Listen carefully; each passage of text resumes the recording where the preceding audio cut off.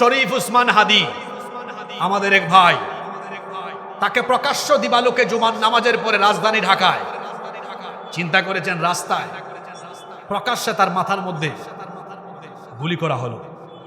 কানের নিচ দিয়ে ঢুকে, এদিক দিয়ে ঢুকে তার মগজ ভেদ করে ওই দিক দিয়ে বের হয়ে গেছে। কি ভয়ঙ্কর পরিস্থিতি! যাদের নামে অভিযোগ এসেছে এরা লুটপাট এবং অন্যান্য আকাম কুকামে সম্পৃক্ত থেকে জেলের ভিতরেই ছিল। 1 মাস যেতে না যেতে তারা জামিন নিয়ে বের হয়েছে। এই হলো আপনাদের দেশের আইন। চোর চামার খুনিরা জেলে ঢুকলে কেমনে কেমনে জানি লবিং কইরা বের হয়ে যায়। যদি সেখানে মানুষের আইনের পরিবর্তে আল্লাহর আইন থাকতো, তাহলে চোর চামার খুনিরা কোনোদিন জেল থেকে এত সহজে বের হতে পারতো না।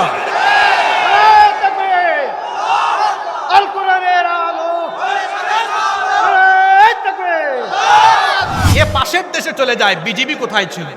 আবার অথর্ব অযোগ্য অপদার্থ স্বরাষ্ট্র উপদেষ্টা বলেছে তাকে ধরাই দিতে পারলে 50 লক্ষ টাকা পুরস্কার দেওয়া হবে।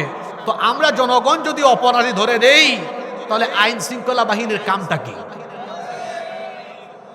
এই দেশের DGFI, NSI, DB, CID, police, RAB, সীমান্তের পাহারাদার বিজিবি, এদের কাজটা তাহলে কি? অপরাধী প্রকাশ্যে খুন করে কিভাবে চলে গেল? এই জন্য এই বাহিনীগুলো, এনএসআই, ডিবি, গোয়েন্দা সংস্থা, ডিজিএফআই, সিআইডি, পুলিশ, র্যাব, বিজিবির প্রধানদেরকে ডেকে এনে অবশ্যই তাদেরকে জিজ্ঞাসাবাদ করা দরকার। তুমি রহমান, তুমি মেহেরবান,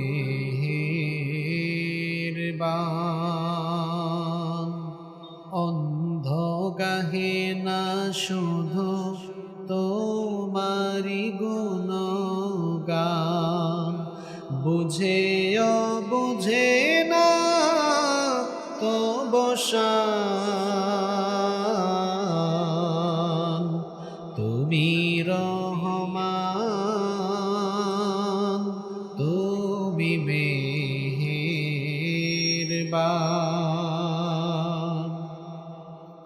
জনম জনম যদি গাহি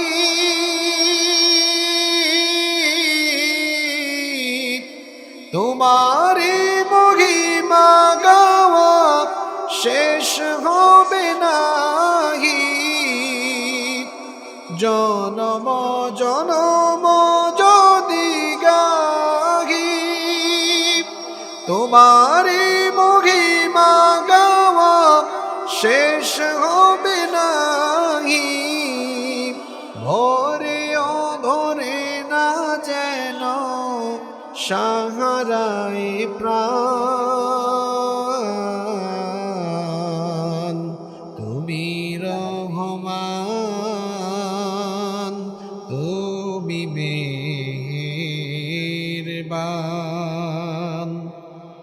তোমারি করুণা ঘেরা সারা দুনিয়া, সে কথা ভাবে না শুধু বধির হিয়া। তোমারি করুণা ঘেরা সারা দুনিয়া, সে কথা ভাবে না শুধু বধির হিয়া। ও শেষ অসীম অনুপম,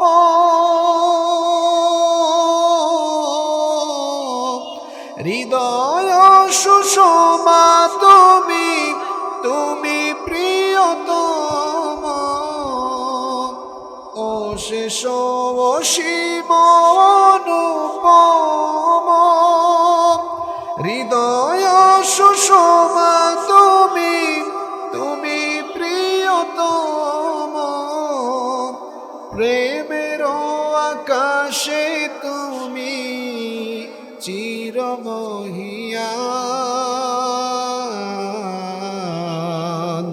তুমি রহমান, তুমি মেহেরবান। কখনো তোমারে যদি ভুলি, হেদায়াতের আলো জেলে নিও কাছে তুলি। কখনো তোমারে যদি ভুলি, হেদায়াতের আলো জেলে নিও কাছে তুলি। ঠাই দিও প্রিয়তম ও গো দয়াবান,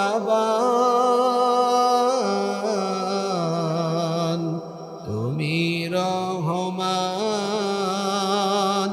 তুমি মেহেরবান। অন্ধ গাহে না শুধু তোমারি গুণগান, বুঝেও বুঝে না তবু শান, তুমি রহমান, তুমি মেহেরবান।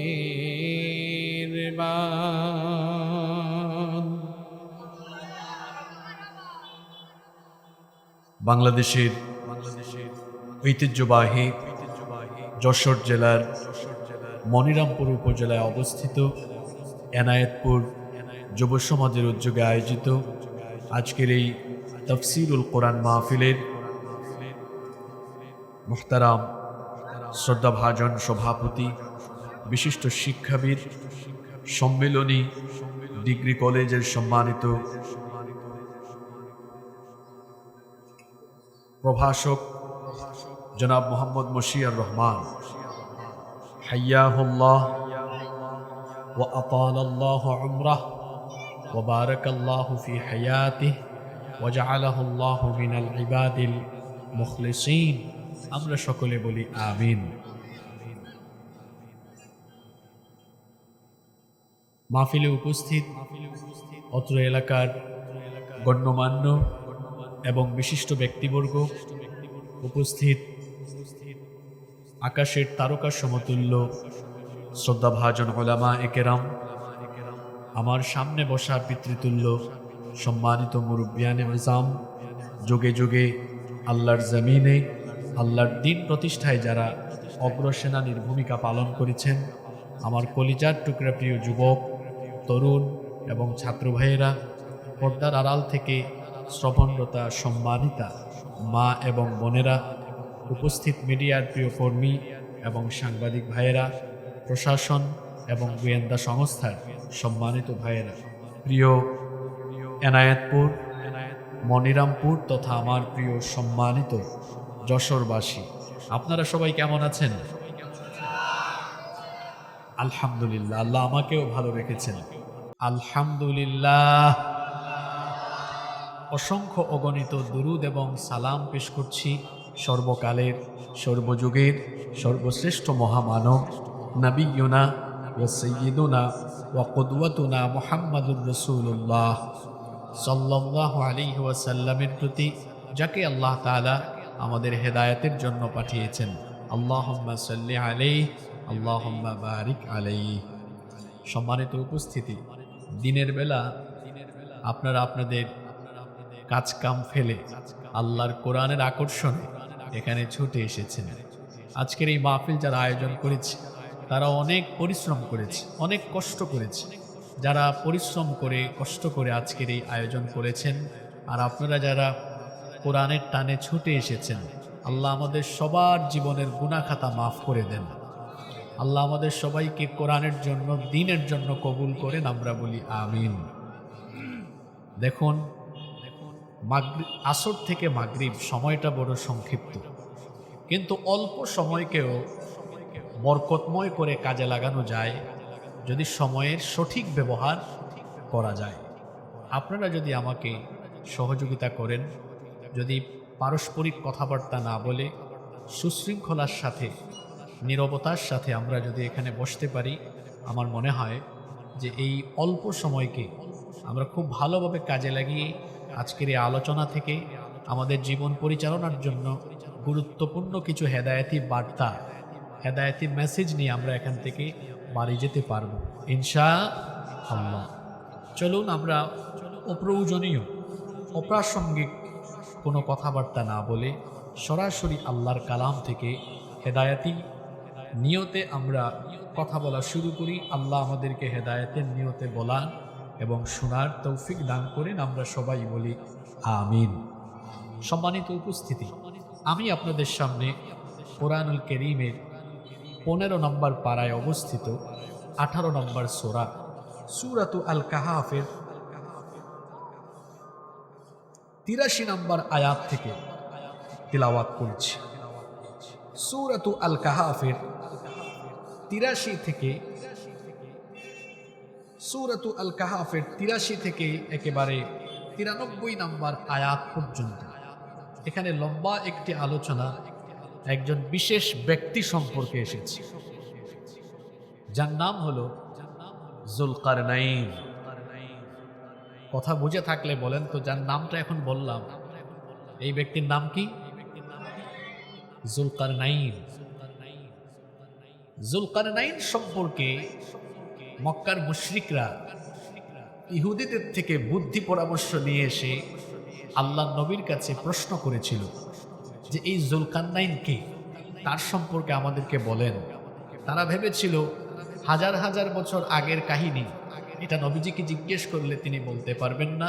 আর তখন তারা আল্লাহ নবীর নবুয়তার রিসালতের ব্যাপারে সন্দেহ তৈরি করে মক্কার পরিবেশকে ঘোলাটে করে দিবে। তারা চেয়েছিল আল্লাহ নবীর দাওয়াতি যে পদ্ধতি বা দাওয়াতি কর্মধারায় ব্যাঘাত ঘটাবে। এই জন্য তারা মদিনার ইহুদিদের থেকে পরামর্শ নিয়ে এসে আল্লাহ নবীকে এই প্রশ্ন করেছিল। রব্বুল আলামিন তাদের কথা এভাবে উঠিয়ে দিয়েছেন, ওয়ায়াসআলুনাকা আন যিল কারনাইন কুল সাআতলু আলাইকুম মিনহু যিকরা। আর তারা আপনাকে যুলকারনাইন সম্পর্কে জিজ্ঞেস করছে, কুল আপনি বলে দিন, সাআতলু আলাইকুম মিনহু যিকরা, যুলকারনাইনের ব্যাপারে আমি তোমাদেরকে পুরো বৃত্তান্ত শুনিয়ে দিব। যুলকারনাইন কে, তার পরিচয় আল্লাহ এর পরের আয়াত থেকে বড় সুন্দর করে তুলে ধরেছেন। রব্বুল আলামিন বললেন, ও নবী যুলকারনাইনের পরিচয়, তার সম্পর্কে আপনি এদেরকে বলে দেন, ইন্না মাক্কান্না লাহু ফিল আরদি ওয়া আতাইনাহু মিন কুল্লি শাইইন সাবাবা।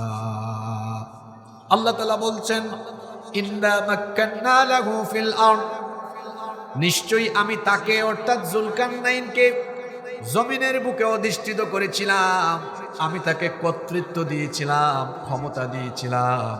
শুধু তাই নয়, আল্লাহ তাআলা বলছেন, ওয়া আতাইনাহু মিন কুল্লি শাইইন সাবাবা, গোটা পৃথিবীর কর্তৃত্ব পাওয়ার ক্ষমতার জন্য যত রকমের উপায় উপকরণ দরকার, যুলকারনাইনকে সকল উপায় উপকরণ আর সরঞ্জাম যিনি দান করেছিলেন তিনি কে? খুব খেয়াল করে শুনবেন, আমি কিন্তু অপ্রয়োজনীয় কোনো কথা বলছি না, শুরু করে দিয়েছি। আপনারা ভাবতে পারেন, হুজুর দেশের চলমান পরিস্থিতিতে এখান থেকে আলোচনা শুরু করেছেন কেন? একটু পরে বুঝবেন কেন শুরু করেছি এখান থেকে। যুলকারনাইন, ওনার পরিচয় তাফসীরের বিভিন্ন কিতাবে বিভিন্ন ভাবে এসেছে। যুলকারনাইন আসলে কে ছিলেন? তিনি কোনো ফেরেশতা ছিলেন না, তিনি কোনো নবী রাসূলও ছিলেন না, তিনি ছিলেন আল্লাহর একজন নেককার বান্দা। তিনি আল্লাহকে ভালোবেসেছিলেন, আল্লাহও তাকে ভালোবেসেছিলেন। আল্লাহর হকের ব্যাপারে তিনি অতিশয় সাবধানী ছিলেন, আল্লাহও তার কল্যাণ চেয়েছেন। তিনি একদিকে যেমন ছিলেন খুব পরহেজগার নেককার বান্দা, অন্যদিকে তার এই পরহেজগারিতার কারণে আল্লাহ তাকে এত ভালোবেসেছেন যে আল্লাহ তাআলা গোটা দুনিয়ার পাওয়ার, গোটা দুনিয়ার ক্ষমতা এই যুলকারনাইনকে দান করে দিয়েছেন। সুবহানাল্লাহ। কি বলেছি বুঝতে পেরেছেন? জুলকারনাইন ছিলেন পৃথিবীর বাদশাহ। সারা পৃথিবীর বাদশাহী আল্লাহ তাআলা এই জুলকারনাইনকে দান করেছেন। আল্লাহু আকবার। উনার নাম জুলকারনাইন কেন? তাফসীর ইবনে কাসীর এবং ফাতহুল কাদিরের ভেতরে এসেছে উনার নাম জুলকারনাইন হওয়ার কয়েকটি কারণ আছে। কেউ কেউ বলেছেন উনার মাথার চুলে দুইটা গুচ্ছ ছিল, যার কারণে তাকে বলা হতো জুলকারনাইন। জুলকারনাইনের একটা অর্থ হয় বাংলায় দুই গুচ্ছওয়ালা। কেউ কেউ বলেছেন তার মাথার চুলে দুইটা গুচ্ছ ছিল। আবার কেউ কেউ বলেছেন প্রাচ্য আর পাশ্চাত্যের যতগুলো দেশ আছে, পূর্ব দিকে পশ্চিম দিকের যত দেশ আছে, সবগুলো দেশ তিনি জয় করেছিলেন এবং সবগুলো দেশ তিনি শাসন করেছিলেন বলে তাকে বলা হয় জুলকারনাইন। আবার কেউ কেউ বলেছেন তার মাথার দুই দিকে সিংহের অনুরূপ দুইটা চিহ্ন ছিল। কোনো কোনো বর্ণনা এসেছে, কেউ কেউ বলেছেন তার মাথার দুই দিকে দুইটা ক্ষত চিহ্ন ছিল বলে তাকে বলা হতো জুলকারনাইন। তার ব্যাপারে যত তথ্য পাওয়া যায় এর মুলাখাস বা সামারি হচ্ছে তিনি একজন সৎ এবং ন্যায়পরায়ণ বাদশাহ ছিলেন এবং গোটা পৃথিবীতে তিনি ন্যায়, ইনসাফ, সুবিচার কায়েম করেছিলেন। তার তার বিজয় লাভ করা এই এলাকাগুলোতে কোনো জুলুম ছিল না, কোনো অন্যায় ছিল না, বরং তিনি সুবিচার আর ইনসাফের রাজত্ব প্রতিষ্ঠা করেছিলেন। আল্লাহ তাকে পৃথিবীর বাদশাহী দান করেছিলেন। পাওয়ার, ক্ষমতা এমন জিনিস, এই ক্ষমতা কখনো কখনো পেয়ে মানুষ বিনয়ী হয়, আবার কেউ বা ক্ষমতা পেয়ে মারাত্মক পর্যায়ের দাম্ভিক আর অহংকারী হয়। ক্ষমতা পেয়ে যারা দাম্ভিক এবং অহংকারী হয় এদের পরিণতি খুব ভয়াবহ হয়, কারণ ক্ষমতা দেওয়ার এবং কেড়ে নেওয়ার মালিক যিনি, জোরে বলেন তো তিনি কে? এই জন্য ক্ষমতা পেয়ে দাম্ভিকতা, অহংকারী মনোভাব পোষণ করা উচিত নয়। আরে আমরা তো মানুষ, আমাদের কোনো অহংকার করার যোগ্যতাই নাই, কারণ এখন আমার ক্ষমতা আছে তো একটু পরে নাও থাকতে পারে। এই যে আমরা কোরআনের মাহফিলে বসেছি না, এই মাহফিলগুলো নিয়েও অনেকে অনেক ক্ষমতা ইতিপূর্বে দেখাতো। বাংলাদেশেও এখনো অনেকে অনেক জায়গায় মাহফিলেও ক্ষমতা দেখায়, আছে না? আমার নাম পুস্তারে না দিলে হইতে দিব না, আমার সভাপতি না রাখলে করতে দিব না, এরকম হুমকি ধামকি অনেকে দেয় কি দেয় না বলেন তো?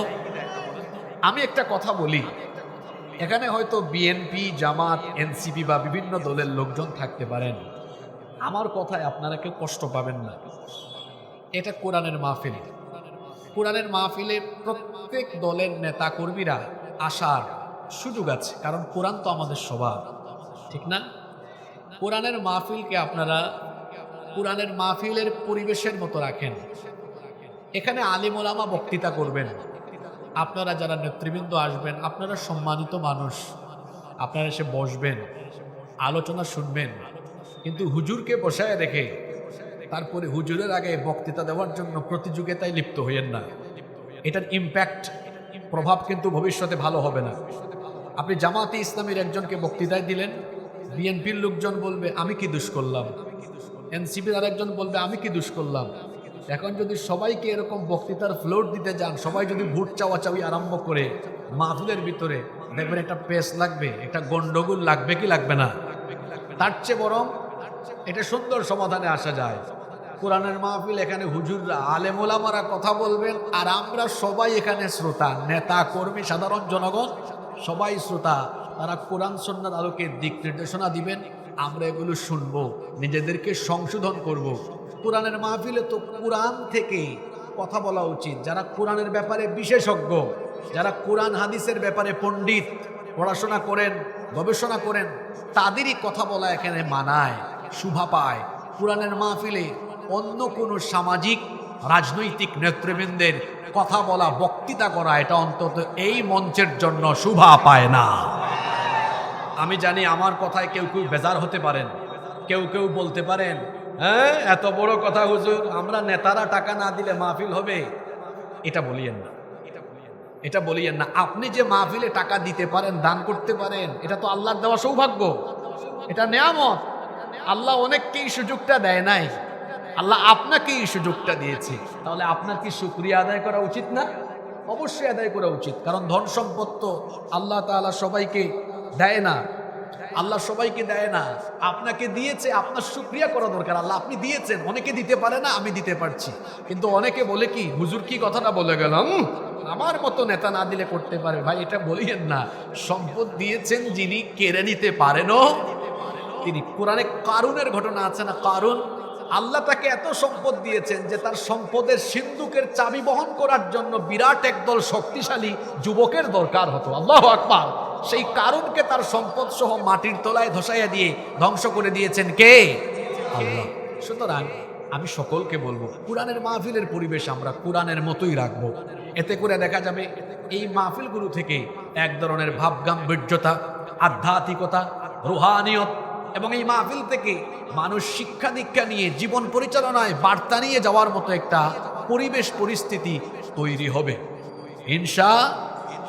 আপনারা আপনাদের উদ্দেশ্যে যেমন কথা বললাম, আমাদের মতো যারা বক্তা আছেন, আমি সহ সবাইকে, আমরা যেন কোনো দলীয় দৃষ্টিভঙ্গি মাথায় রেখে বক্তৃতা না করি। কারণ যে বক্তা দলীয় দৃষ্টিভঙ্গি মাথায় রেখে বক্তৃতা করে, তার বক্তব্যে কোরআনের এই আলোচনা থেকে মানুষ হেদায়েত পায় না। আর যারা শ্রোতা হয়ে দলীয় দৃষ্টিভঙ্গি মাথায় নিয়ে বক্তৃতা শুনে, সেও বক্তৃতা শুনে হেদায়াত পায় না। কোরআন থেকে হেদায়াত পেতে হলে নিরপেক্ষ মন মগজ নিয়ে, একমাত্র হেদায়াতের মানসিকতা নিয়ে বসতে হবে। তখন বক্তা শ্রোতা উভয়কেই হেদায়াত দিবেন কে? আল্লাহ। আমার কথায় কষ্ট পান নাই তো আপনারা? আচ্ছা, আমি বলছিলাম, আচ্ছা এখানে আমার কাছে একটা টোকেন এসেছে।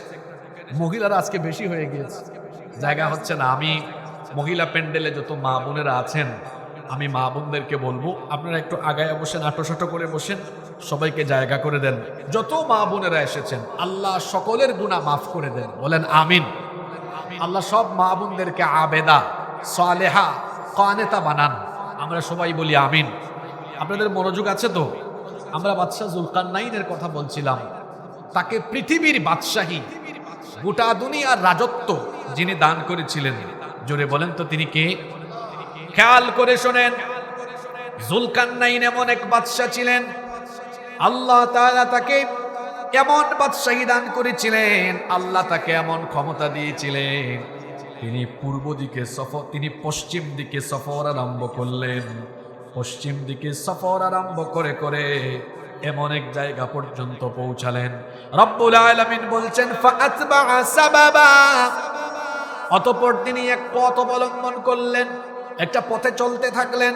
হাত্তা ইযা বালাগা মাগরিবাশ শামসি ওয়াজাদাহা তাগরুবু ফি আইনিন হামিআতিন ওয়া ওয়াজাদা ইনদাহা কওমা।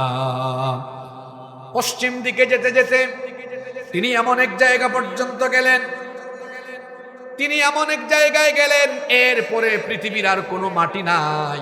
সেখানে তিনি সমুদ্রের মধ্যে কর্দমাক্ত জলাশয়ে সূর্যকে ডুবতে দেখলেন।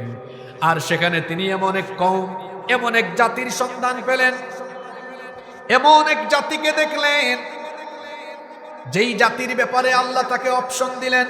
আল্লাহ তাআলা জুলকারনাইনকে বললেন, কুলনা ইয়া যাল কারনাইনি ইম্মা আন তুআযিবা ওয়া ইম্মা আন তাত্তাখিযা ফীহিম হুসনা। আল্লাহ বললেন, হে জুলকারনাইন, তুমি যদি চাও তাহলে এই জাতির লোকদেরকে শাস্তি দিতে পারো, আবার চাইলে এদের সাথে উত্তম আচরণ করতে পারো। জুলকারনাইন তখন জবাব দিলেন, ক্বালা আম্মা মান যালামা ফাসাউফা নুআযিবুহু সুম্মা ইউরাদ্দু ইলা রাব্বিহি ফায়ুআযিবুহু আযাবান নুকরা। তিনি তখন বললেন, যে ব্যক্তি জুলুম করবে অবশ্যই আমি তাকে শাস্তি দিব, অতঃপর তাকে তার রবের কাছে ফিরিয়ে নেওয়া হবে, তখন তাকে আরো বেশি শাস্তি দেওয়া হবে। কিন্তু যারা জুলুম করবে না, যারা ভালো মানুষ, নেককার মানুষ, তাদের ব্যাপারে তিনি বললেন قال وأما من آمن وعمل صالحا فله جزاء الحسنى وسنقول له من أمرنا يسرا। কিন্তু যারা ভালো আমল, যারা ঈমান এনে নেক কাজ করবে, তিনি বললেন তাদের জন্য উত্তম পুরস্কার রয়েছে এবং তাদের সাথে আমি সদ্ব্যবহার করব, তাদের সাথে আমি কোমল আচরণ করব, নরম কথা বলবো, ভালো আচরণ করব। দেখেন জুলকারনাইন বাদশা এমন ছিলেন, এই আয়াতগুলোতে বলা হলো তিনি পশ্চিম দিকে চলতে চলতে একটার পর একটা দেশ জয় করতে লাগলেন।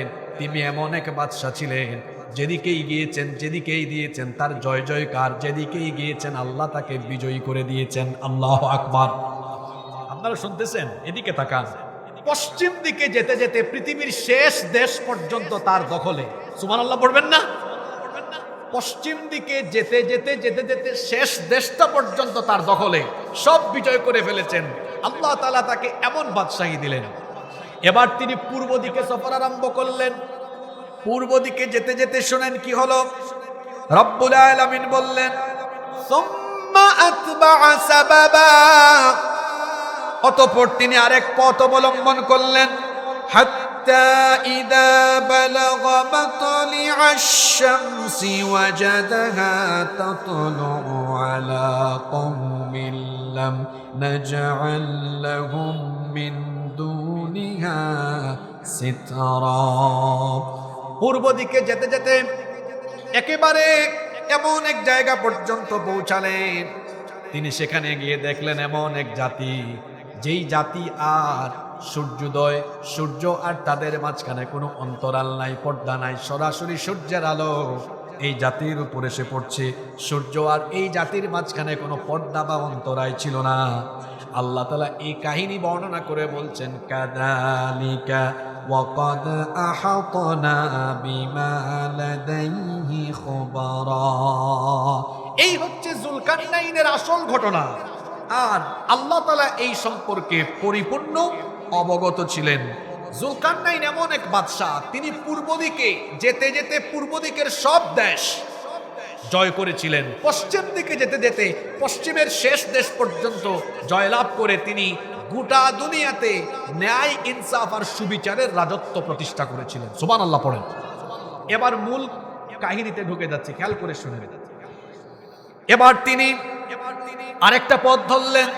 আল্লাহ বলছেন সুম্মা আতবা'a সাবাবা, অতঃপর তিনি আরেকটা পথ অবলম্বন করলেন। এবার উত্তর দিকে যেতে লাগলেন।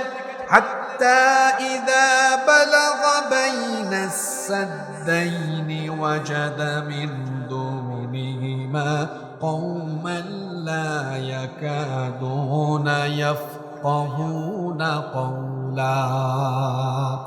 এরপরে তিনি এমন এক পাহাড়ি রাস্তায় পৌঁছালেন। দুই পাহাড়ের মধ্যবর্তী স্থানে গিয়ে এমন এক জাতিকে পেলেন। খেয়াল করেন, দুইটা পাহাড়, দুই পাহাড়ের মধ্যবর্তী স্থানে এমন একটা জাতিকে পেলেন যাদের ভাষা তিনি বুঝতেছিলেন না।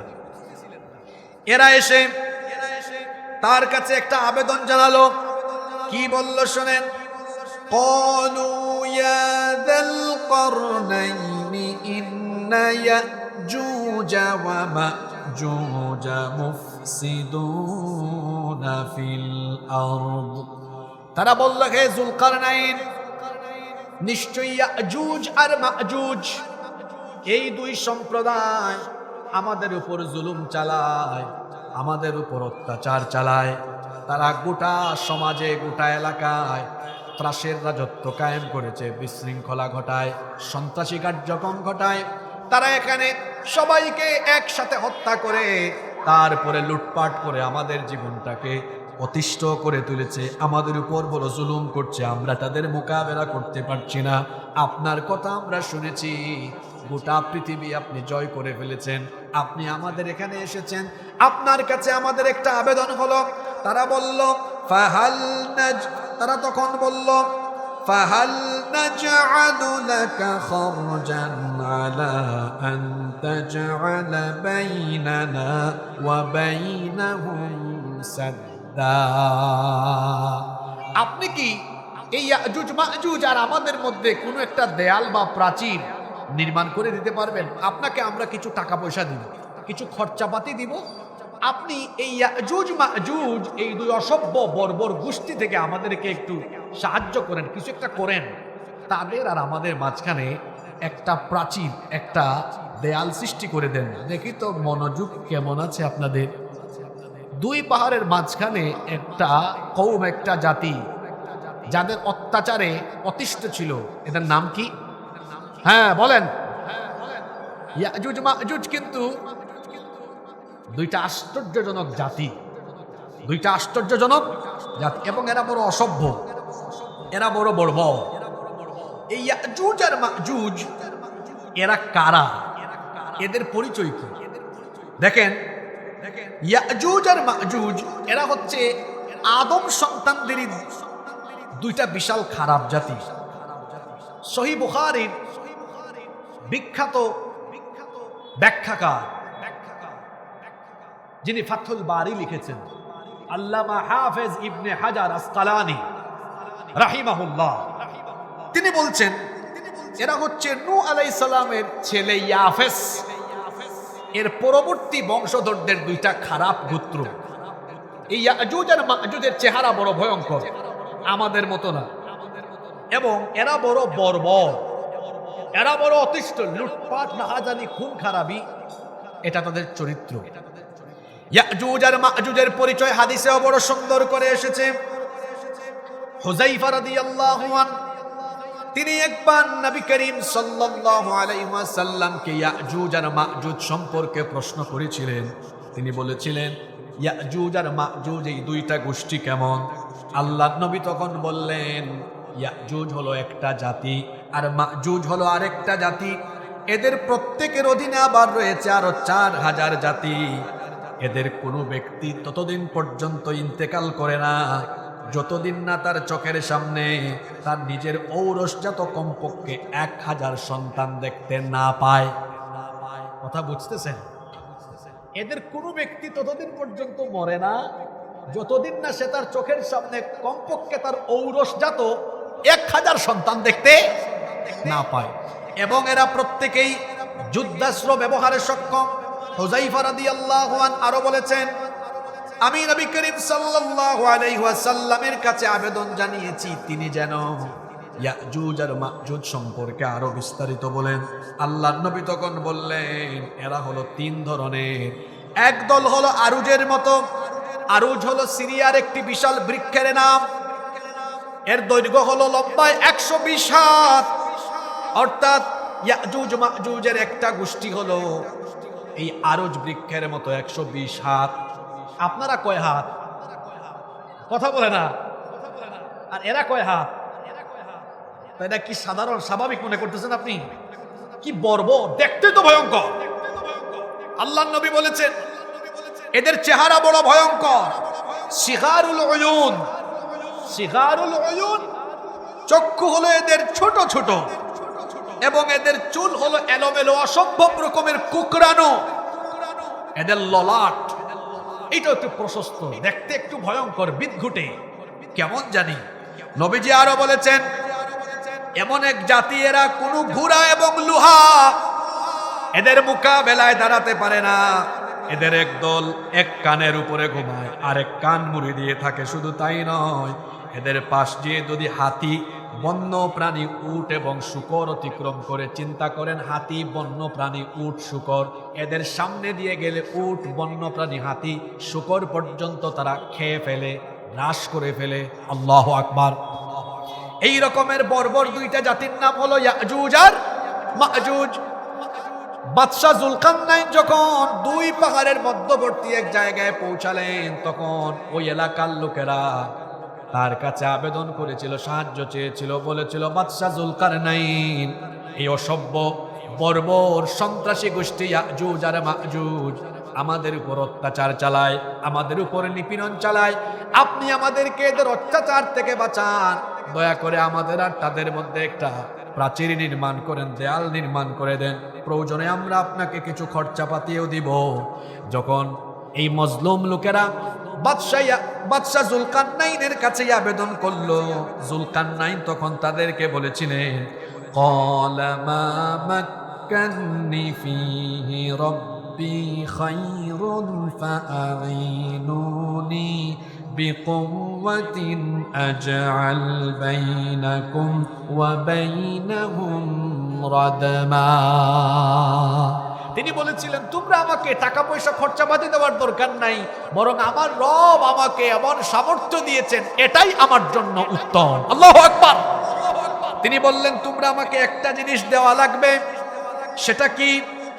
সেটা হলো ফাআইনুনি বিকুওয়া, তোমরা আমাকে শ্রম দিয়ে সাহায্য করো। যদি তোমরা আমাকে শ্রম দিয়ে সাহায্য করো, আজআল বাইনাকুম ওয়া বাইনাহুম রাদমা,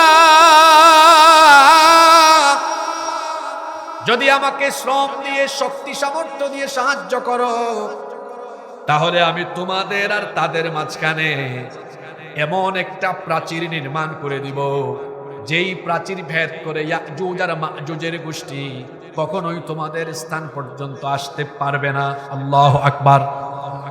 এই জাতির লোকেরা, এদের একটা বৈশিষ্ট্য ছিল, এরা ধাতুর ব্যবহার জানতো। হাপড় বা ফুক দিয়ে, নল দিয়ে বাতাস প্রবাহিত করে ধাতুকে উত্তপ্ত করে গলাতে পারত, এবং তারা ধাতুকে গলিয়ে লোহার পিণ্ড এবং গলিত সীসাও তৈরি করতে পারত। এটা ছিল এই জাতির বিশেষ বৈশিষ্ট্য। বাদশাহ জুলকারনাইন এটা জানতেন। এই জন্য তিনি এই জাতির লোকদেরকে তখন বললেন, আতুনি জুবারাল হাদিদ, তোমরা আমাকে লোহার পাত এনে দাও। শুনতেছেন আপনারা? আমি যে ঘটনাটা বলতেছি এটা অতীতের না, শুধু এটা সামনের কিছুদিন পরেও যে ঘটনা ঘটবে এটার সাথে এই ঘটনার একটা মিল আছে। তিনি বলছেন, আতুনি জুবারাল হাদিদ, তোমরা আমাকে লোহার পাত এনে দাও। আমি আগেই বলেছি এই জাতির লোকেরা ধাতু এবং তামার ব্যবহার জানত। এগুলোকে গলিয়ে লোহার পিণ্ড এবং গলিত সীসাও তারা তৈরি করতে পারত। তিনি বললেন, আমাকে লোহার পাত এনে দাও। এরা লোহার পাত আনতে লাগলো। বাদশাহ জুলকারনাইন দুইটা পাহাড়ের মাঝখানে যে গ্যাপ ছিল, লোহার পাত দিয়ে দুইটা পাহাড়ের পুরা এই মধ্যবর্তী ফাঁকা জায়গাটাকে পূরণ করে দিলেন। লোহার পাত রাখতে রাখতে রাখতে রাখতে এই ফাঁকা জায়গাটা কি করে দিলেন? পূরণ করে দিলেন। এরপরে তিনি কি করলেন? হাত্তা ইযা সাওয়া বাইনাস সাদাফাইনি ক্বালা ইনফুখু হাত্তা ইযা জা'আলাহু নারান ক্বালা আতুনি উফরিগ আলাইহি কিতরা। কোন তিন লোহার পাত দিয়ে ভরপুর করে দিলেন। তিনি বললেন, নল আনো। আপনাদের এলাকায় নল বুঝেন তো আপনারা? নল আর কি, পাইপের মতো নল আনছে তারা। তিনি বললেন, সবাই এখানে ফু দাও। ফু, নলের মধ্যে ফু দিয়ে বাতাস প্রবাহিত করে এই তামাকে গলানো হলো। গলানোর ফলে এটা উত্তপ্ত হয়ে আগুন ধরলো, গলানো হলো। এখন তামা গলিয়ে এই তামার পাতগুলোকে একটা শক্তিশালী লোহার প্রাচীরে, এক প্রাচীরে রূপান্তর করা হলো। শক্তিশালী একটা লোহার প্রাচীর হলো। তিনি এবার বললেন, এবার এখানে তামা নিয়ে আসো। এবার এখানে কি নিয়ে আসো? তামা। তামা বুঝেন তো আপনারা? এবার এই লোহার পাত দিয়ে প্রথমে তো ফিল আপ করা হয়েছিল, আগুন দিয়ে এটাকে গলায় এখন শক্তিশালী লোহার দেয়াল করা হলো। এর উপরে কি ঢেলে দেওয়া হলো? বলেন, কপার। কপার বা তামা, তামা ঢেলে দেওয়া হলো। এটা তিনি দেওয়ার পরে বললেন, এই আয়াতগুলো কত বৈজ্ঞানিক, একটু পরে আমি সায়েন্টিফিক ওয়েতেও ব্যাখ্যা করব, খেয়াল করে শোনেন। এই প্রাচীরটা নির্মাণ করে তিনি বললেন, فما استطاعوا أن يظهروه وما استطاعوا له نقبا। এটা ভেদ করে উপরে বা নিচের দিক দিয়ে ইয়াজুজ মাজুজ গোষ্ঠী আসা অসম্ভব। আল্লাহ যতদিন না চাইবেন ততদিন পর্যন্ত এটা এই প্রাচীর ভেদ করে এরা আসতে পারবে না। তিনি একটা লোহার প্রাচীর দিয়ে ইয়াজুজ মাজুজকে বন্দী করে দিলেন। কথা শুনতেছেন আমার? এখন প্রশ্ন হতে পারে, হুজুর এতক্ষণ ধরে যে আপনি কথা বলতেছেন, এই লোহার প্রাচীর ইয়াজুজ মাজুজের জন্য বাদশা জুলকারনাইন তৈরি করে এদেরকে আটকায় দিলেন, এই প্রাচীরটা পৃথিবীর কোন দেশের কোথায় অবস্থিত? এটা নিয়ে হাজার হাজার বছর ধরে গবেষণা চলছে। কেউ কেউ বলেছেন এটা হলো চীনের সেই মহাপ্রাচীর, কিন্তু এই কথা যারা বলেন এটা বিশ্বাসযোগ্য নয়। কারণ চীনের মহাপ্রাচীর তো ইট দিয়ে তৈরি, এটা সীসা দিয়ে নয়। কিন্তু জুলকারনাইনের প্রাচীরে সীসা ব্যবহার করা হয়েছে। সুতরাং যারা বলেন এটা চীনের মহাপ্রাচীর, তাদের এই কথা সঠিক নয়। আবার কেউ কেউ বলেন যে এটি হচ্ছে কাস্পিয়ান সাগরের উপকূলে অবস্থিত এই দেয়ালটি, এবং ইতিহাসবিদগণ স্বীকৃতি দেন এই দেয়াল তৈরি করেছিলেন মহাবীর আলেকজান্ডার দ্য গ্রেট। এই দেয়াল তৈরিতে আবার লোহা এবং তামা ব্যবহৃত হয়েছে, এবং সেখানে একটা তোরণও আছে যা কাস্পিয়ান গেট বা আলেকজান্ডার গেট নামে পরিচিত। দারিয়াল এবং দারবেন্ট নামে দুটি শহরে এর ব্যাপ্তি রয়েছে। কিন্তু যারা আলেকজান্ডার দি গ্রেট এর বানানো এই দেয়ালকে জুলকারনাইনের দেয়াল বলেন, তারাও এটা ভুল বলেন। আমি মনে করি এই দেয়াল উদ্ভাবন করা এটা পৃথিবীর কারোর জন্য সম্ভব নয়। যদিও রাশিয়ান একদল মুসলিম গবেষক তারা দাবি করেছে তারা এই জায়গাটা পেয়েছে যেটা বরফে আচ্ছাদিত, সেখানে তারা এর সন্ধান পেয়েছে বলে দাবি করে। কিন্তু আমি এটা বিশ্বাস করি না। কেন বিশ্বাস করি না? এর একটা কারণ আছে। দেখেন কুরআন কতটা বিজ্ঞানময়, আপনারা খেয়াল করে শুনেন। জুলকারনাইনের কাহিনী বলতে গিয়ে আল্লাহ চাইলে এতটুকুই বলতে পারতেন যে তিনি ইয়াজুজ আর মাজুজের জন্য একটা দেয়াল তৈরি করেছেন, তারপর সেখানে এদেরকে বন্দী করে দিয়েছেন। আপনারা বলেন তো আল্লাহ চাইলে এতটুকু বলে দিলেই পারতেন না? কিন্তু এভাবে বলেন নাই, বলেছেন কিভাবে কিভাবে এই দেয়ালকে নির্মাণ করা হয়েছে। এর ভেতরে একটা বিজ্ঞান লুকিয়ে আছে। কিছুক্ষণ আগে বলেছি প্রথমে দুই পাহাড়ের মধ্যবর্তী জায়গা লোহার পাত দিয়ে এই স্পেসটা পূরণ করা হয়েছে, তারপর গলিয়ে একটা দেয়াল, তার উপরে কি দেওয়া হয়েছে ভুলে গেছেন? এই ব্যাখ্যাটা বিস্তারিত কোরআনে কেন দেওয়া হয়েছে জানেন? যাতে আমার আপনার মনের সন্দেহ দূর হয়ে যায়। এটাকে সায়েন্টিফিক ভাবে একটু ব্যাখ্যা করে দেখেন তো। আপনারা সবাই জানেন তামা হলো লোহার চাইতে কম শক্তিশালী। লোহা বেশি শক্তিশালী, তামা কম শক্তিশালী। আপনারা আমাকে একটা কথা বলেন তো, লোহা যতই শক্তিশালী হোক, পানির সংস্পর্শে আসলে লোহার মধ্যে কি ধরে? হ্যাঁ, জং ধরে, মরিচা ধরে। কিন্তু লোহার শক্তি তামার থেকে বেশি। আপনারা এটাও জানেন তামা লোহার চেয়ে কম শক্তিশালী হলেও তামারও একটা ধর্ম আছে। ধর্মটা কি? তামায় কখনো জং ধরে না। জুলকারনাইন লোহার উপর তামা ঢেলে দিয়েছেন। কি চমৎকার! হাজার হাজার বছর আগে তার মাথায় এই সায়েন্টিফিক এই থিওরিটা কিভাবে ঢুকলো আমি জানি না। দেখেন আজকের বিজ্ঞান বলে যখন তামা কোনো পরিবেশের মধ্যে থাকে তখন বাতাসের অক্সিজেনের সাথে কানেক্টেড হয়ে অক্সিডেশন পদ্ধতিতে তামার উপরে একটা গ্রিন প্রোটেক্টিভ লেয়ার তৈরি হয়, সবুজ একটা আবরণ বাংলায় বলি। তামা যখন এরকম খোলামেলা পরিবেশে থাকে তখন বাতাসে যে অক্সিজেন আছে এই অক্সিজেনের সাথে অক্সিডেশন পদ্ধতিতে তামার উপরে একটা সবুজ লেয়ার, সুজা বাংলা সবুজ একটা আবরণ পড়ে যায়। এটা কিসের ধারণা? বিজ্ঞানের ধারণা। তাহলে জুলকারনাইন যে লোহার পাতের উপরে তামা ঢেলে দিয়ে এই দেয়ালকে মজবুত করে দিয়েছেন, তো এটা তো পরিবেশের সাথে হাজার হাজার বছর ধরে থাকতে থাকতে এর উপরে গ্রিন প্রোটেক্টিভ লেয়ার, একটা সবুজ আবরণ হয়ে গিয়ে এটা তো প্রকৃতির যে রং সবুজ, সবুজের সাথে মিশে গিয়েছে। এটা আপনি খুঁজে বাইর করবেন কেমনে? তো কয়েক হাজার বছর হয়ে গিয়েছে। এটাকে আল্লাহ তাআলা এমন ভাবে গোপন রেখেছেন, কারণ কিয়ামতের বড় বড় 10টা আলামত আছে। কিয়ামতের 10টা বড় বড় ঘটনা আছে। এই 10টা ঘটনা ঘটার সাথে সাথে কি হবে?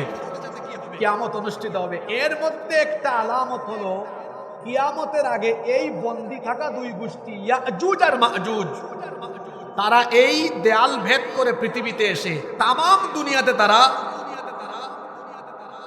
ত্রাস, সন্ত্রাস, লুটপাট, হানাহানি, মারামারি চালাবে। কথা বুঝতে পেরেছেন আমার? তাহলে ইয়াজুজ আর মাজুজ পৃথিবীতে আবার আসবে কি আসবে না? জোরে বলেন, আসবে কি আসবে না? এই জন্য বাদশা জুলকারনাইন এই প্রাচীর বানানোর পরে তিনি বলেছিলেন, হাদা রাহমাতুম মির রাব্বি। কি চমৎকার কথা! নেতাদের জন্য এটা শিক্ষা আছে। এত বড় বিশাল শক্তিশালী প্রাচীর বানায় তিনি বললেন, এখানে আমার কোনো ক্রেডিট নাই, যার রহমতে এটা হয়েছে, জোরে বলেন তিনি কে? আর আমরা কিচ্ছু বানাইনি, কি বলি? আমরা করেছি, পদ্মা সেতু আমরা করেছি, এটা আমরা করেছি, ওইটা আমরা করেছি, আমরা করেছি, আমরা করেছি। বাদশা জুলকারনাইন পৃথিবী শাসন করে একটা শক্তিশালী দেয়াল বানানোর পরে বলতেছেন, এটা আমি করি নাই, এটা করাইছেন আমাকে দিয়ে। কে? দুইটা কথার মধ্যে পার্থক্য আছে না নাই? আমি করেছি, আমরা করেছি, আরেকটা হলো আল্লাহ করাইছে। দুইটা কথার ভিতরে বিরাট ধরনের ব্যবধান, পার্থক্য আছে না নাই? তিনি এটা নির্মাণ করে বললেন এটা আল্লাহর রহমতে হয়েছে। এরপরে আরেকটা কথা বললেন, ফাইদা জাআ ওয়া'দু রাব্বি জা'আলাহু দাক্কা ওয়া কানা ওয়া'দু রাব্বি হাক্কা। তিনি বললেন, আমার রবের ওয়াদা মোতাবেক একটা সময় আসবে যখন এই প্রাচীর আবার চূর্ণ বিচূর্ণ হয়ে যাবে, এটা থাকবে না। এই প্রাচীর একদিন ধ্বংস হয়ে যাবে। খেয়াল করেন, আমার দিকে তাকান। প্রায় 1.5 পৃষ্ঠা কিন্তু আমি তেলাওয়াত করেছি, পুরো ঘটনাটা এখানে আছে। জুলকারনাইন ইয়াজুজ আর মাজুজকে আটকে দিয়েছেন একটা কি নির্মাণ করে? জোরে বলেন, কি নির্মাণ করে? যেদিন তিনি বানাইছিলেন ওই দিন থেকে আজ পর্যন্ত, এখন পর্যন্ত প্রতিদিন এই ইয়াজুজ মাজুজ গোষ্ঠী এইটাকে তারা ঘুরতে থাকে। এই প্রাচীরকে ধ্বংস করে তারা বাইরে বের হয়ে আসতে চেষ্টা করে, কিন্তু সারাদিন সকাল থেকে নিয়ে তারা সন্ধ্যা পর্যন্ত কাজ করে একদম প্রাচীরটা ঘুরে ঘুরে শেষ পর্যায়ে আসে। অলসতাবশত এরা আলস্যবশত বলে থাকুক, বাকিটা আগামীকাল করব।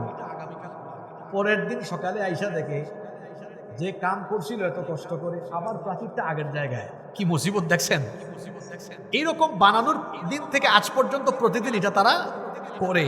সন্ধ্যাবেলা বলে থাক, বাকিটা আগামীকাল করব। কিন্তু ইনশাআল্লাহ বলে না, ইনশাআল্লাহ ঈসা আলাইহিস সালাম দুনিয়াতে আসবেন। একজন নবীর এখনো ইন্তেকাল হয় নাই। জোরে বলেন তো, সেই নবীর নাম কি?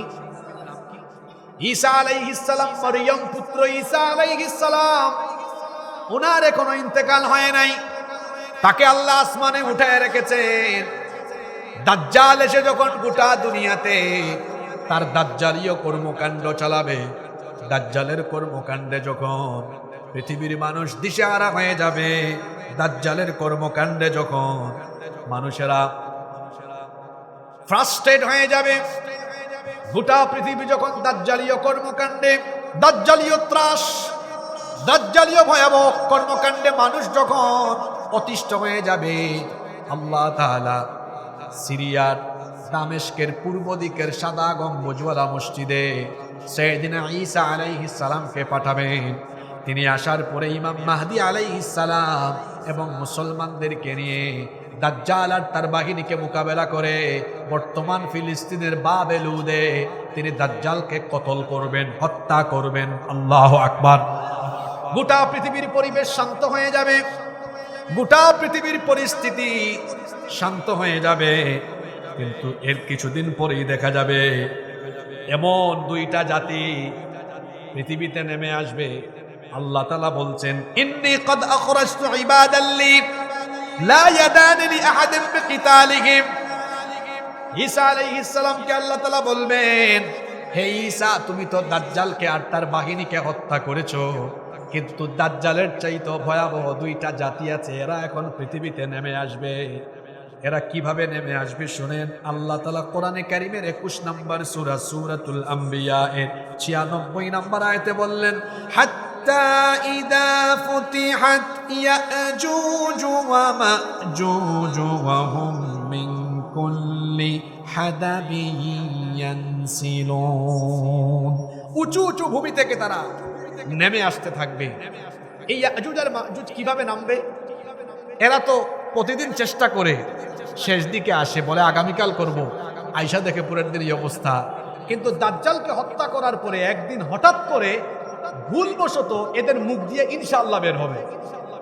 এই ইয়াজুজ আর মাজুজ একদিন সন্ধ্যাবেলা বলবে, থাকুক আজকে বহুত কাম করছি, বাকিটা আগামীকাল করব ইনশাআল্লাহ। পরের দিন আয়সা দেখবে কাম যা করে গেছে ওখানে, অল্প একটু বাকি। খেয়াল আছে আপনাদের? এবার শুনেন কি তাণ্ডব শুরু হয়। অল্প একটু বাকি, পরের দিন সকালবেলার প্রথমার্ধেই তারা এই কাম সেরে ফেলবে। এই প্রাচীর ভেদ করে এবার উঁচু উঁচু ভূমি থেকে তারা নেমে আসতে থাকবে। আল্লাহ তাআলা ঈসা নবীকে বলবেন, ঈসা তাড়াতাড়ি তুমি মুসলমানদেরকে নিয়ে তুর পাহাড়ে গিয়ে আশ্রয় নাও। কথাটা চিন্তা করেন তো, ঈসা নবী দাজ্জালকে হত্যা করবেন, আর আল্লাহ ঈসা নবীকে বলতেছেন তুমি এখন তাড়াতাড়ি মুসলমানদেরকে নিয়ে কোন পাহাড়ে আশ্রয় নাও। আল্লাহ বলবেন, ঈসা তুমি এবার মুসলমানদেরকে নিয়ে ইয়াজুজ আর মাজুজের মোকাবেলা করতে পারবা না, কারণ এরা হলো বড় ভয়ঙ্কর জাতি। এদের মোকাবেলার শক্তি পৃথিবীর কারো। এরা এত ভয়ঙ্কর, আল্লাহ নবী বলেছেন এদের একদল যখন নেমে আসবে, সারা দুনিয়ার নদী আর সাগরের পানি একদলই পান করে খায়া ফেলবে। পরবর্তী দল এসে দেখবে পৃথিবীর কোন নদী সাগরে পানি নাই, দেখলে মনে হবে পৃথিবীতে জীবনে কোনোদিন পানি ছিল না। এরা এসে সমানতালে মানুষকে হত্যা করবে, লুটপাট করবে, খুন খারাপিতে লিপ্ত হবে। মানুষেরা গবাদি পশু আর তার পরিবার নিয়ে বিভিন্ন সুরক্ষিত দুর্গে গুহার ভেতরে গিয়ে লুকাবে, আশ্রয় নিবে। ওইদিকে ঈসা আলাইহিস সালাম তিনিও মুসলমানদেরকে নিয়ে তুর পাহাড়ে চলে যাবে। আর ইয়াজুজ মাজুজ গোষ্ঠী দুনিয়াতে নেমে এসে এরা মানুষের ঘর বাড়ি নষ্ট করবে, সমুদ্রের পানি পান করে নিঃশেষ করে ফেলবে। আতঙ্কে মানুষ দূর দূরান্তে চলে যাবে। এই ইয়াজুজ আর মাজুজ গোষ্ঠী পৃথিবীর সব দিকে তাণ্ডব লীলা চালাবে। এরপরে তারা ফিলিস্তিনের দিকে একটা অঞ্চলে গিয়ে তারা দাম্ভিকতার সাথে বলবে, আসমান জমিনের সব অধিবাসীদেরকে আমরা শেষ করে ফেলেছি। এবার তারা একটা তীর আকাশের দিকে মারবে, বলবে আসমানে কেউ থাকলে সেও যেন মরে যায়। আসমানের দিকে তীর মারবে, আল্লাহ কুদরতি ব্যবস্থাপনায় তীরের মধ্যে একটু রক্ত লাগায় দিবেন। তীরটা ফিরে আসার পরে তারা বলবে, দেখছো কারবার, কি শক্তি আমাদের। আসমানের অধিবাসীরাও শেষ, জমিনের অধিবাসীরাও শেষ, আসমানের অধিবাসীরাও শেষ। ঈসা আলাইহিস সালাম তুর পাহাড়ে আশ্রয় নেবেন। মুসলমানরা বিভিন্ন রকম দুর্গ আর বিভিন্ন গুহার ভেতরে নিয়ে আশ্রয় নিবে। গোটা দুনিয়াতে দুর্ভিক্ষ দেখা দিবে, অভাব অনটন দেখা দিবে। তখন একটা গরুর মাথাকে 100 দিনারের চাইতেও উত্তম মনে করা হবে।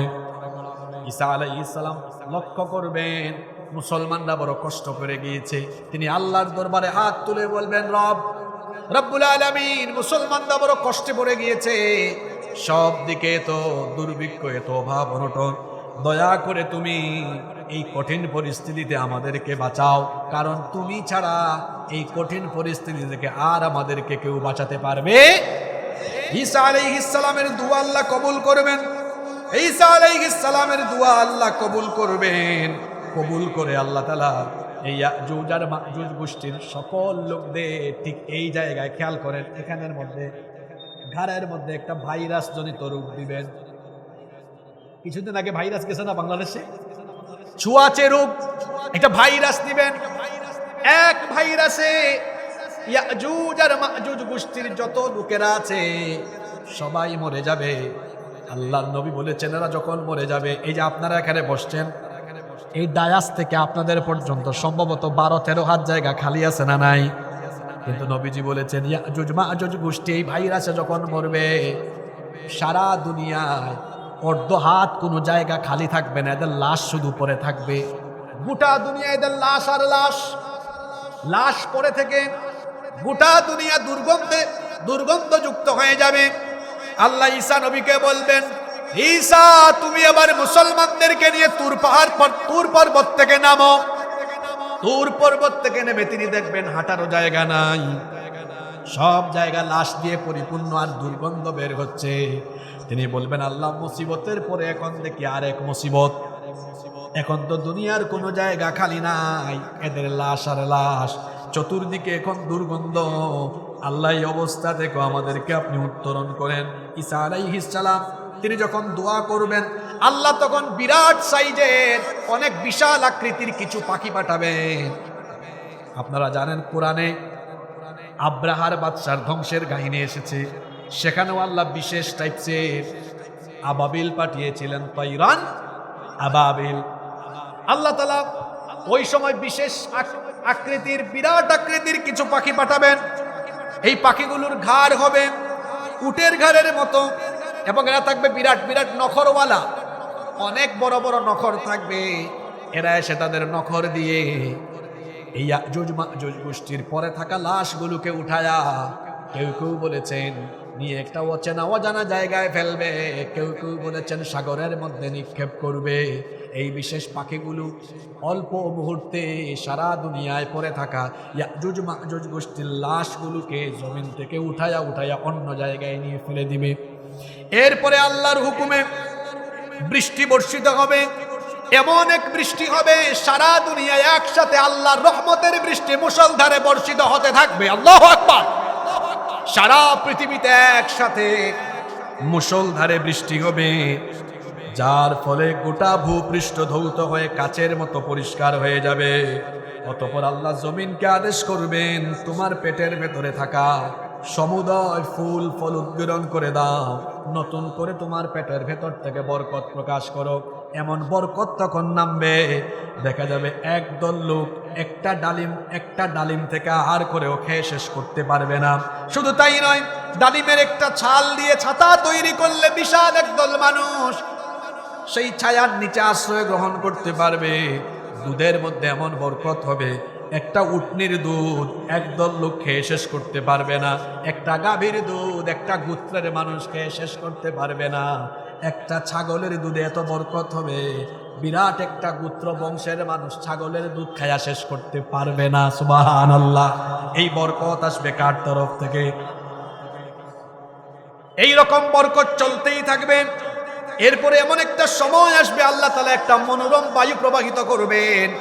এই বায়ু মুসলমান, সেই সময়ে যারা মুসলমান থাকবে এদের বগলের নিচে এসে এই বায়ুটা যখন লাগবে এক প্রকার রোগ দেখা দিবে। এই রোগে মুসলমান থাকা সবগুলা মানুষ তখন মারা যাবে। সারা পৃথিবীতে তখন দুষ্ট, কাফের, নাফরমান, পাপী তাপীরা বেঁচে থাকবে। যতদিন পর্যন্ত আল্লাহর নাম স্মরণ করার মতো মানুষ দুনিয়ায় থাকবে ততদিন পর্যন্ত কিয়ামত হবে না। কিন্তু আল্লাহ বিশেষ একটা বায়ু যখন পাঠাবেন, মুসলমানদের বগলের নিচেই বায়ু লাগার কারণে একটা বিশেষ রোগ দেখা দিবে, তারা মারা যাবে।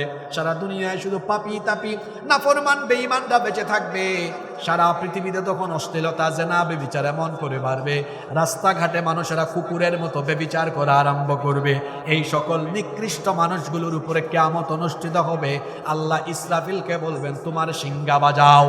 ইসরাফিল আলাইহিস সালাম সিংহায় ফুৎকার বাজাবেন। সিংহায় যখন আপনারা দিয়েছেন, আমি এটা খেয়াল করেছি তো, আমার সামনে ঘড়িও আছে, সব আছে ভাই, এত তাড়াহুড়া কেন? আপনি কথা শুনে, ওয়াজ শুনে বুঝেন না যে আমি আলোচনার শেষ দিকে আসছি? আমার সামনে দেখেন ঘড়িও রাখছি, আয়াতও রাখছি, আবার আপনাদের নোটিশটাও রাখছি। আমি উঠার আগে নোটিশটা মাথায়ও রাখছি। এটা আর নোটিশ দেওয়া লাগতো না। আলহামদুলিল্লাহ আমার মেমোরাইজিং ক্যাপাসিটি ভালো আছে। কোথায় ছিলাম? ওই ইসরাফিলের সিঙ্গার ফুৎকার হবে, এক ফুৎকারে তামাম দুনিয়া উলট পালট হয়ে লন্ডভন্ড হয়ে কিয়ামতের ঘটনা ঘটবে। আল্লাহু আকবার। এই যে বিশাল 1.5 পৃষ্ঠা আজকে আমরা আলোচনা করলাম, এই ঘটনাটা শুধু অতীতের সাথে সম্পর্কিত নয়, এটা সামনের সাথেও সম্পর্কিত। এই ঘটনাটা আমি কেন বললাম? জুলকারনাইনের এই কাহিনীটার সাথে আজকের দিনে আমাদের শিক্ষা কি, এটা আমি 2-4 মিনিটে বলবো।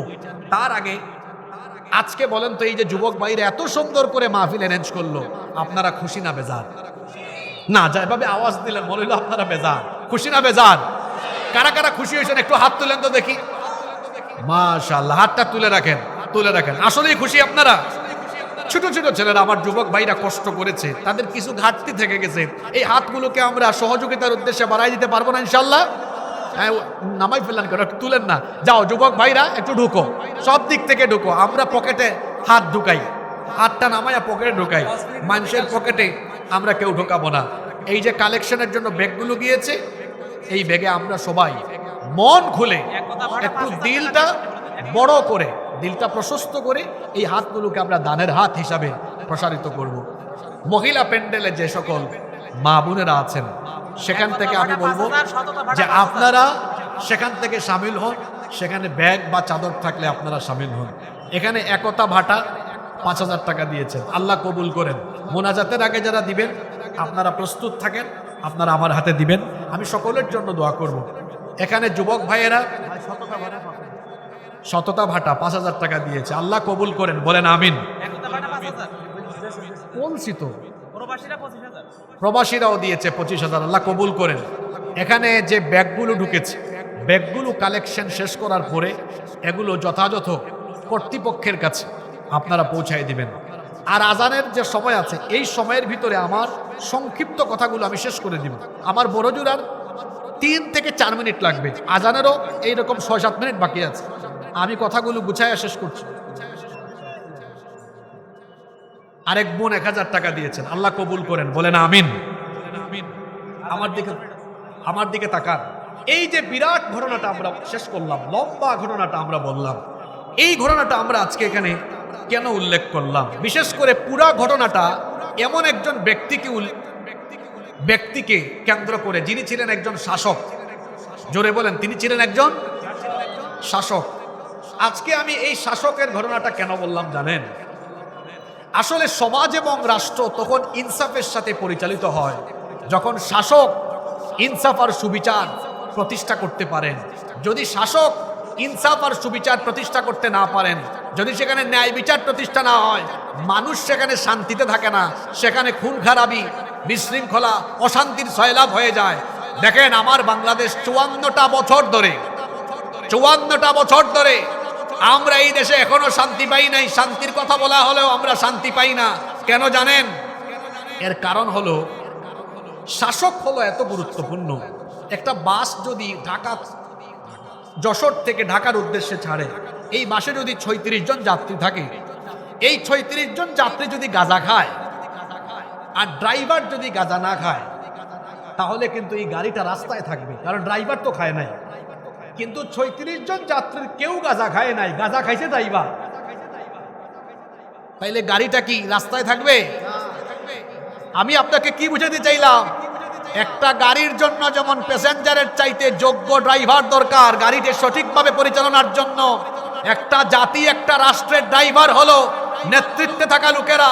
ওরা যদি যোগ্যতার জায়গায় থেকে অযোগ্য, অপদার্থ, অথর্ব হয়ে যায়, সেই জাতি আর সমৃদ্ধির পথে থাকে না, সেই জাতি অধঃপতনের দিকে চলে যায়।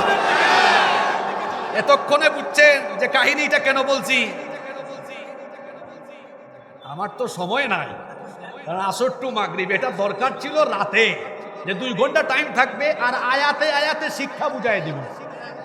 জুলকারনাইন এমন এক বাদশা ছিলেন, কথা কম করে বলবো, একটু মনোযোগ বাড়ান, কম কথায়ও বরকত হয় যদি সময় নষ্ট না করা যায়। খেয়াল করেন, জুলকারনাইনের ব্যাপারে প্রথম আয়াতটা তেলাওয়াত করেছিলাম। আল্লাহ বলেছেন সারা দুনিয়া জয় করার জন্য আমি তাকে সরঞ্জাম দিয়েছি।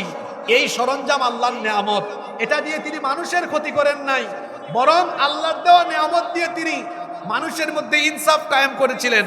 তাহলে এই ঘটনা থেকে আজকের প্রথম শিক্ষাটা হলো, তিনি আল্লাহর দেওয়া নেয়ামতের অপব্যবহার করেননি। যত সরঞ্জাম উপাদান অস্ত্রশস্ত্র ছিল এগুলো মজলুমের প্রোটেকশনের জন্য ব্যবহার করেছেন। কিন্তু দেখবেন যেই সকল শাসকরা শাসকের নামে শোষণ করে, এরা দেখা যায় জনগণকে নিরাপত্তা দেওয়ার সরঞ্জামগুলো এগুলো আবার নিজেদের চেয়ার টিকিয়ে রাখার জন্য জনগণের ট্যাক্সের পয়সায় কিনা গুলি বুলেট জনগণের বুকের ভিতরে ঢুকায় দিয়া চেয়ারে বসে থাকার জন্য পাগল হয়ে যায়। কিন্তু জুলকারনাইন এমন ছিলেন না।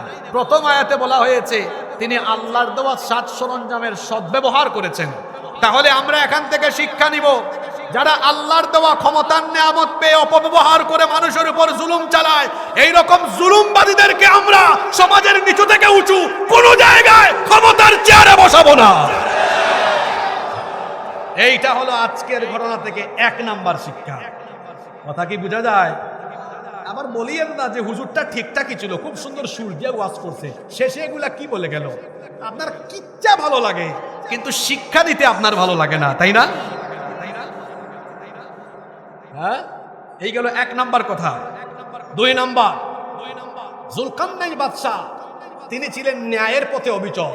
তিনি কখনো অন্যায়কে প্রশ্রয় দেন নাই। একজন ন্যায়পরায়ণ বাদশা হবেন এমন যে তিনি কখনো অহংকার করবেন না, বিনয়ী হবেন, ন্যায়ের পথে অবিচল থাকবেন এবং ন্যায় প্রতিষ্ঠার ব্যাপারে তিনি আপোষহীন হবেন। আজকে যে কোনো সমাজ বা যে কোনো রাষ্ট্রের জন্য এটা বড় গুরুত্বপূর্ণ। যদি ন্যায় বিচার না থাকে তাহলে মানুষ সেই সমাজে শান্তিতে বসবাস করতে পারে না। আপনার সমাজে দেখেন ন্যায় বিচার আজকে কোথায় গিয়েছে। একটা ছেলেকে 5 দিন আগে ঢাকায় গুলি করা হয়েছে, আপনারা জানেন কিনা? নাকি যশোরের মানুষ জানে না? সারাদিন ধান খেতে থাকেন, ধান কাটেন, আর কিচ্ছু জানেন না। কিছু খোঁজখবর রাখেন বাবা।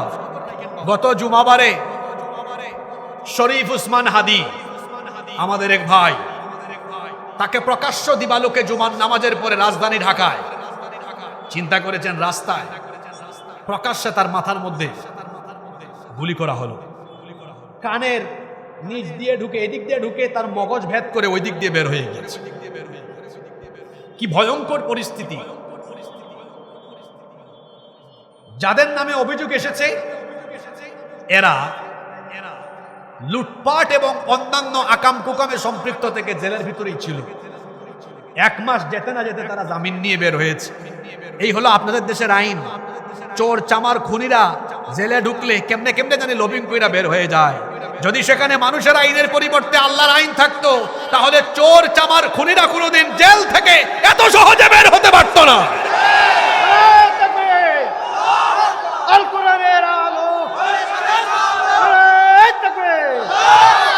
আজকে 5 দিন হয়েছে, 5 দিন হয়েছে। স্লোগান লাগবে না ভাই, কথাগুলা বুঝলেই হবে। আমি তো স্লোগান দেওয়ানোর জন্য কথাগুলা বলতেছি না, আপনাদেরকে বোঝানোর জন্য বলতেছি। 5 দিন হয়ে গেছে, দেখেন এখনো অপরাধীকে শনাক্ত করা হয় নাই। শুনতেছি এ নাকি পাশের দেশে চলে গিয়েছে। আমার কথা হচ্ছে এ পাশের দেশে চলে যায়, বিজিবি কোথায় ছিল? আবার অথর্ব অযোগ্য অপদার্থ স্বরাষ্ট্র উপদেষ্টা বলেছে তাকে ধরাই দিতে পারলে 50 লক্ষ টাকা পুরস্কার দেওয়া হবে। তো আমরা জনগণ যদি অপরাধী ধরে দেই তাহলে আইন শৃঙ্খলা বাহিনীর কামটা কি? এই দেশের DGFI, NSI, DB, CID, police, RAB, সীমান্তের পাহারাদার বিজিবি, এদের কাজটা তাহলে কি? অপরাধী প্রকাশ্যে খুন করে কিভাবে চলে গেল? এই জন্য এই বাহিনীগুলো এনএসআই, ডিবি, গোয়েন্দা সংস্থা, ডিজিএফআই, সিআইডি, পুলিশ, র্যাব, বিজিবির প্রধানদেরকে ডেকে এনে অবশ্যই তাদেরকে জিজ্ঞাসাবাদ করা দরকার। এরা কেমনে চলে যায়? আর পাশের দেশ, আমি এই ভারতের দাদা বাবুদের ব্যাপারে বলি, তোমরা পুরো মজা নিতেছো। আমাদের দেশে আগুন লাগাবার অপরাধীদেরকে অপরাধীদেরকে, গডফাদারদেরকেও আশ্রয় দাও, অপরাধীদেরকেও আশ্রয় দাও। মজা বুঝবা কিছুদিন পরে এরা তোমাদের দেশকেও কিছুদিন পরে অশান্ত করে তুলবে। এনএসআই, ডিবি, গোয়েন্দা সংস্থা এরা কি এখনো বুঝে না গুলিটা কারা করছে? এই ওসমান হাদির বক্তব্য শুনেন, তার অ্যাক্টিভিটিস গুলো দেখেন, তার প্রতিটা কথা দেশের পক্ষে আর ভারতীয় আগ্রাসনের বিপক্ষে। তাকে যারা গুলি করেছে তারা আর কেউ নয়, তারা ভারতীয় এজেন্ট এবং ভারতের 5টা গুলাম, ভারতীয় তাবেদার, ভারতীয় আগ্রাসন আধিপত্যবাদ যারা এদেশে প্রতিষ্ঠা করতে চায়, এদের সম্মিলিত পরিকল্পনার অংশ ছিল এইটা।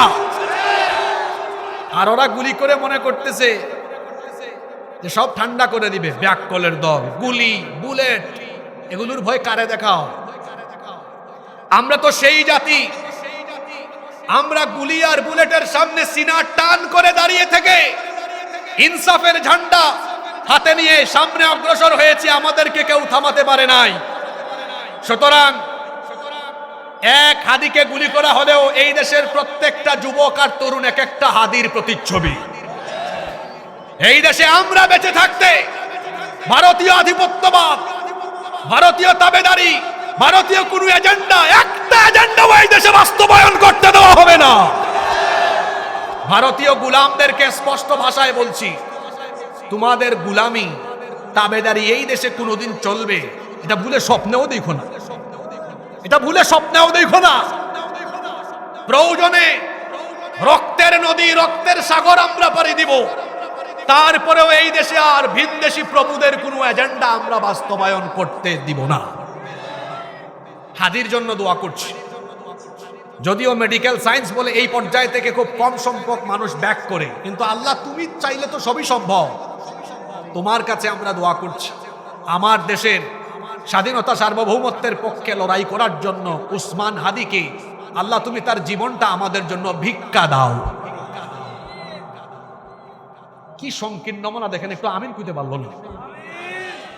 গত 5টা দিন হাদির জন্য আমার হৃদয় কেঁদেছে, মন কেঁদেছে, চোখের থেকে পানিও বের হয়েছে। প্রতিটা মাহফিলে, প্রতিদিন, প্রতিটা নামাজের পরে আমি তার জন্য দোয়া করেছি। মনে হয়েছে সেজন্য আমার ভাই, আসলেই তো ভাই, এক দেশে আমরা যারা বাস করি, দেশকে আমরা যারা ভালোবাসি সবাই আমাদের ভাই, ঠিক না বেঠিক? আল্লাহ দোয়া করছি মাগরিবের আগ মুহূর্তে, এটা দোয়া কবুলের সময়। আল্লাহ তুমি আমাদের ভাই হাদির জীবন আমাদের জন্য ভিক্ষা দাও, তুমি তাকে সুস্থ করে আমাদের মাঝে ফিরায় দাও। আমি এই জুলকারনাইনের ঘটনা থেকে 2টা শিক্ষা বললাম। 3 নম্বর শিক্ষা হলো, তিনি এমন এক বাদশা ছিলেন যিনি মজলুমের পক্ষে দাঁড়াতেন।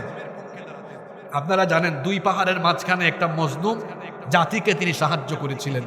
ভালো শাসকের বৈশিষ্ট্য হলো সে সব সময় মজলুমের পক্ষে থাকে, জুলুমকে সে প্রশ্রয় দেয় না। জুলুমকে যে প্রশ্রয় দেয় সে শাসক নয়, সে শোষক।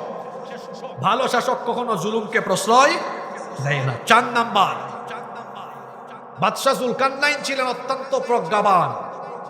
দেখেন 2 পাহাড়ের মাঝখানে যখন প্রাচীর বানিয়েছিলেন, সুন্দর একটা পরিকল্পনার ভিত্তিতে প্রজ্ঞার আলোকে বানিয়েছিলেন। ওই যে বলছিলাম, আপনাদের মনে আছে কিনা, লোহার পাতের উপরে তামা ঢেলে দিয়েছিলেন, এমনি এমনি না।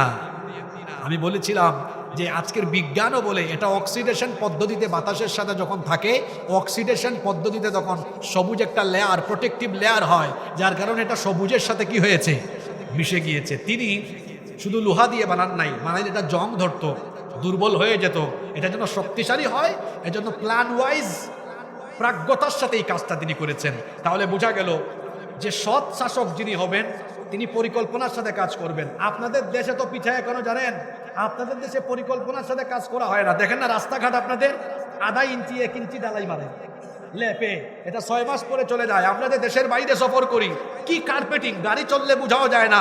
চোর চামারের দল পরিকল্পনা করে কোনো কাজ করে না, বরং কিভাবে জনগণের ট্যাক্সের পয়সা লুটে পুটে খেয়ে সম্পদের পাহাড় গড়বে, এটাই যেন চোরদের প্রধান দায়িত্ব হয়ে গিয়েছে। দেখছেন এক কাহিনীর ভিতরে কত শিক্ষা।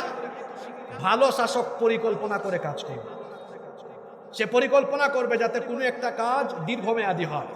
বাদশা জুলকারনাইন সেই কাজ করেছেন। নাম্বার 5 নাম্বার, তিনি যত কাজই করতেন সকল কাজের আগে ভরসা করতেন কার উপরে? এবং সব কাজ শেষ করার পরে এই কাজের ক্রেডিট দিয়ে দিতেন কাকে? আল্লাহকে। আরো অনেক পয়েন্ট বলার ছিল, মৌলিক 5টা পয়েন্ট আমি বলে ফেলেছি। এই ঘটনা থেকে 5টা শিক্ষা নিয়ে আমরা যেন আগামী দিনের কর্মপদ্ধতি ঠিক করতে পারি। আল্লাহ আমাদেরকে তৌফিক দান করেন। ইয়াজুজ আর মাজুজ এটা কিয়ামতের আলামত, এরা সামনে আসবে, এরা বড় বর্বর গোষ্ঠী। এই জন্য আজকে ইয়াজুজ আর মাজুজ সম্পর্কে আপনাদেরকে আমি ধারণা দিয়েছি। পাশাপাশি জুলকারনাইন বাদশার এই কাহিনী উল্লেখ করে ন্যায়পরায়ণ বাদশাহ শাসকদের কি কি বৈশিষ্ট্য হয় সেটা আপনাদেরকে বোঝানোর চেষ্টা করেছি। আমরা আমাদের এই সোনার বাংলাদেশকে আলোকিত ইনসাফ মুক্ত একটি বাংলাদেশ হিসাবে গঠনের জন্য আমরা আমাদের জায়গা থেকে ন্যায় আর ইনসাফ সুবিচার যারা প্রতিষ্ঠা করতে পারবে আমরা তাদেরকে সমাজের সর্বত্র বসাবো। আল্লাহ আমাদেরকে তৌফিক দান করেন। আপনারা দেখেন না বাংলাদেশে আলেমরা এখন এক হয়ে গেছেন। আপনারা আলেমদের সাথে আছেন না নাই? কারা কারা আলেমদের সাথে নাই একটু হাত তুলেন। বাংলাদেশে আলেমরা এখন এক হয়ে গেছেন না? আলেমরা এক হয়ে গিয়েছেন। এই জন্য শয়তানের দূষর, ভারতের দূষরদের মন বড় খারাপ হয়ে গিয়েছে। আমরা কোরআনের ভাষায় জবাব দিচ্ছি, মুতু বিগাইদিকুম, তোমাদের জ্বালাপুরা নিয়ে তোমরা জ্বলে পুড়ে ছাই হয়ে যাও, আমাদের কোনো কিছু করার নাই। আমরা আলেম ওলামাদের সাথে থেকে এই বাংলাদেশকে আমরা আলেমদের নেতৃত্বে একটি আলোকিত কোরআনের বাংলাদেশ হিসাবে গঠন করব ইনশাআল্লাহ। আল্লাহ আমাদেরকে তৌফিক দান করেন।